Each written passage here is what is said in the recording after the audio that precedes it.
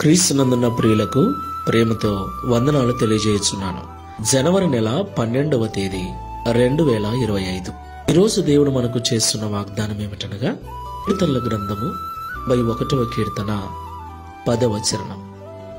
నీకు అపాయమేమియో రాదు, ఏ తెగులును నీ గుడారమును సమీపించదు. ఆమేన్. నా ప్రియమైన సహోదరి సహోదరులారా, మనమందరం కూడా ప్రస్తుతం అంత్య దినములలో అపాయకరమైన కాలములలో జీవిస్తూ ఉన్నాం. యేసుక్రీస్తు ప్రభుల వారు రెండవసారి ఈ భూమి మీదకి రాబోతున్న దినాలలో మనమున్నాం. ఈ యుగ సమాప్తికి చివరిలో మనమున్నాం. ఈ ప్రస్తుత దినాలు భయంకరమైనటువంటి తెగుళ్ల చేత, ప్రతిరోజు ఒక క్రొత్త రోగము చేత, క్రొత్త వైరస్ చేత లోకమంతా కూడా భయానకంగా మారిపోతున్నటువంటి పరిస్థితులు. ఒక పక్క కరువులు, మరొక పక్క యుద్ధాలు, మరొక పక్క తెగుళ్ళు.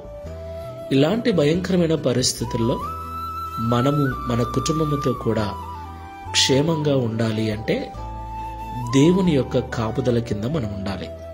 దేవునికి మహిమ కలుగును గాక.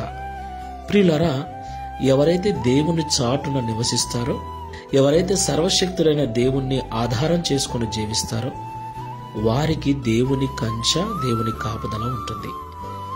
దేవుణ్ణి ఆశ్రయించకుండా, దేవుని చాటున నివసించకుండా మన రక్షణ కొరకు ఎన్ని ప్రయత్నాలు చేసినా, ఎన్ని హాస్పిటళ్ల చుట్టూ తిరిగినా, ఎంత సంపదను సమకూర్చుకున్నా క్షేమంగా ఉండలేము.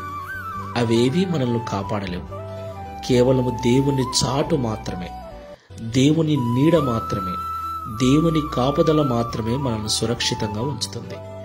కాబట్టి ఈ లోకములో ఉన్న వారిని, ఈ లోకములో ఉన్న వాటిని నమ్మకుండా, వారి మీద ఆధారపడకుండా సర్వశక్తిగల దేవుని మీద ఆధారపడి ఆయన చాటున మనం బ్రతుకుదాం. ప్రార్థన చేసుకుందాం. శాశ్వతమైన ప్రేమతో ప్రేమిస్తున్న ప్రభువా, మీకు వందనాలు చెల్లిస్తూ ఉన్నాం. నిజము తండ్రి, ప్రస్తుతం మేము జీవిస్తున్న దినాలు అంత్య దినములు, అపాయకరమైన కాలములు. చుట్టూ భయంకరమైన రోగాలు, భయంకరమైన వైరస్లు, చిన్నపిల్లలు మొదలుకొని వృద్ధుల వరకు ఏ వయసు వారిని కూడా వదిలిపెట్టకుండా, ఎంత ఆరోగ్యంగా ఉన్నా, ఎంత బలముగా ఉన్నా, ఎంత ఐశ్వర్యంలో ఉన్నా ప్రతి వాణిని కూడా ఇబ్బందులు పెడుతూ బాధ కలిగిస్తున్నటువంటి భయంకరమైన రోగాల మధ్యన, తెగుళ్ల మధ్యన మేము బ్రతుకుతున్నాం.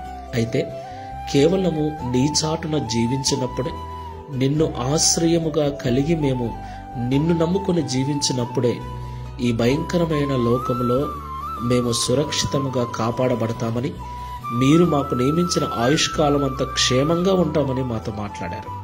నీ చాటున కాకుండా మరి దేని చాటున బ్రతికినా, ఎవరి చాటున బ్రతికినా మాకంత సురక్షితము ఉండదని మాతో మాట్లాడారు. ప్రభువా, డబ్బును ఆశ్రయించి, పదవులను ఆశ్రయించి, లోకములో మరి దేనినో ఆశ్రయించి నేను సురక్షితంగా ఉంటానని భ్రమపడుతున్న వారిని జ్ఞాపకం చేసుకుని ఈ మాటల ద్వారా వారి మనస్సును మార్చి, నిజంగా వాటన్నిటి మీద నుండి మనసు తొలగించుకొని సర్వశక్తిగల దేవుడవైన నీ మీద మనసు పెట్టుకుని జీవించుటకు, నీ చాటున బ్రతుకుటకు సహాయం చేయమని, తద్వారా ఈ దిన వాగ్దానమును మా అందరి జీవితంలో నెరవేర్చి మహిమను పొందుమని యేసుక్రీస్తు వారి నామములో ప్రార్థిస్తున్నాము తండ్రి. Amen. Praise the lord. God bless you.